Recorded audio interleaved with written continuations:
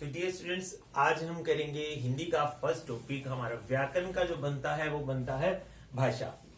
व्याकरण जो है किस लिए बनी थी कि जिससे हमें भाषा की शुद्धता अशुद्धता का पता चले, यानी हमें पता चले कि जो हम लिख रहे हैं या जो हम बोल रहे हैं वो सही बोल रहे हैं या सही लिख रहे हैं या पढ़ रहे हैं या नहीं पढ़ रहे हैं।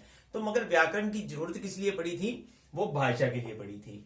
तो पहले जो है, अगर इसका हम थोड़ा सा समझें तो पहले जो मनुष्य जो था वो भाषा का प्रयोग नहीं कर पाता था, क्योंकि उसके पास कोई भाषा थी ही नहीं।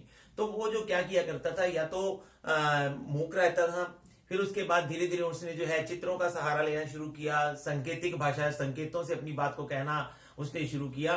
मगर जो चित्रों की भाषा जो थी और सांकेतिक भाषा थी वो एक कस्बे से लेकर दूसरे कस्बे तक अलग हो जाती थी, तो उसे हर आदमी समझ नहीं पाता था। तो इसलिए क्या किया गया हुआ कि भाषा का एक रूप हमारे सामने आया। तो भाषा जो आई हमारे सामने, सबसे पहले उसका जो रूप आया था वो क्या आया था? मौखिक रूप आया था। यानी पहले मनुष्य ने बोलना शुरू किया, फिर जो उसने बोलना शुरू किया उसके लिए उसने जो है चिन्ह जो है वहां बनाए, और वो ही जो है आगे चलकर जो है भाषा कहलाई, और वो ही भाषा का फिर लिखित रूप कहलाया। तो भाषा क्या होती है? सबसे पहला जो टॉपिक व्याकरण का जो फर्स्ट चैप्टर हमारा बनता है, पहला पार्ट बनता है, वो यही बनता है कि भाषा आखिर है क्या। अब कई लोग कह देते हैं कि ये तो परमात्मा की देन है, या कई लोग कह देते हैं कि ईश्वर यानी ईश्वर ने जो है इसे जो है मनुष्य को जो है प्रदान किया था। तो ऐसा कुछ नहीं है, बल्कि भाषा क्या है, हम जो लोग हैं, यानी जो हमारा जन समूह है, यानी जो हमारी जनसंख्या है, या दूसरी तरफ कह सकते हैं जो देश के लोग हैं, उन्होंने ही अपने लिए इसको बनाया था। सिर्फ कारण क्या था? क्योंकि वो अपने विचारों को आदान प्रदान नहीं कर पा रहे थे, यानी एक आदमी दूसरे आदमी को नहीं समझा पा रहा था कि वो उसके मन में क्या है, वो क्या भाव रखता है। तो उसी को अपने विचारों को दूसरों को समझाने के लिए, अपने भावों को दूसरों को समझाने के लिए उसने किसका सहारा लिया? भाषा का सहारा लिया था। तो भाषा के लिए जो है, तो सीधी जो एक डेफिनेशन जो है व्याकरणिक तौर पर हम देखते हैं तो क्या बनती है कि भाषा वह साधन होता है, वह साधन है जिससे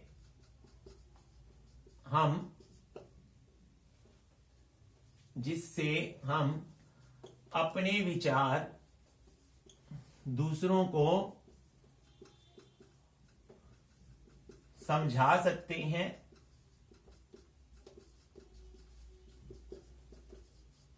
और दूसरों के विचार समझ सकते हैं।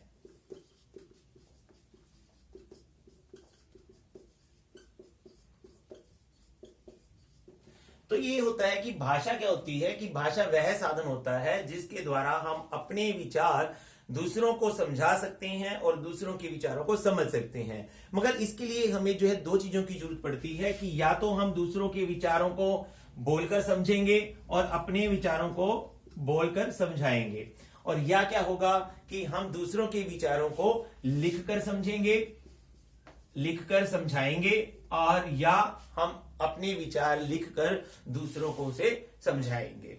तो भाषा क्या होती है कि भाषा वह साधन होता है जिसके द्वारा हम अपने विचार बोलकर या लिखकर दूसरों को समझा सकते हैं, और या बोलकर या यानी पढ़कर या सुनकर दूसरों के विचारों को समझ सकते हैं। तो वो ही क्या कहलाती है? हमारी भाषा कहलाती है। और हर देश की अपनी अलग अलग भाषा हो सकती है। जैसे हमारी भारत की जो राष्ट्रभाषा है हिंदी है, या उसके प्रकार जो है देश के अंदर भी बहुत सी भाषाएं हैं, जिसमें हमारे संविधान में 22 के करीब भाषाओं को जो है मान्यता दी गई है।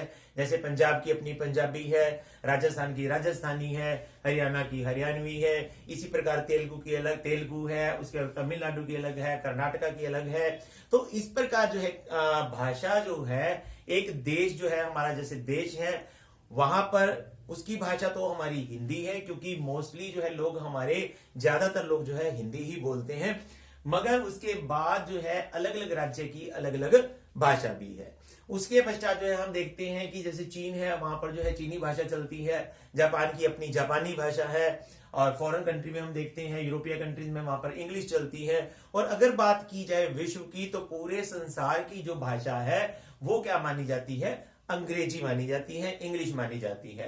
यानी इंटरनेशनल लैंग्वेज की बात की जाती है तो वहां पर नाम आता है इंग्लिश का, तो वहां पर नाम आएगा हमारा अंग्रेजी का। क्योंकि विश्व के जो है बहुत सारे देशों में, या कहा जाए कि सभी देशों में जो है अंग्रेजी का चलन सबसे ज्यादा है, तो इसलिए जो है अंग्रेजी को इंटरनेशनल लैंग्वेज या अंतरराष्ट्रीय भाषा के रूप में देखा जाता है।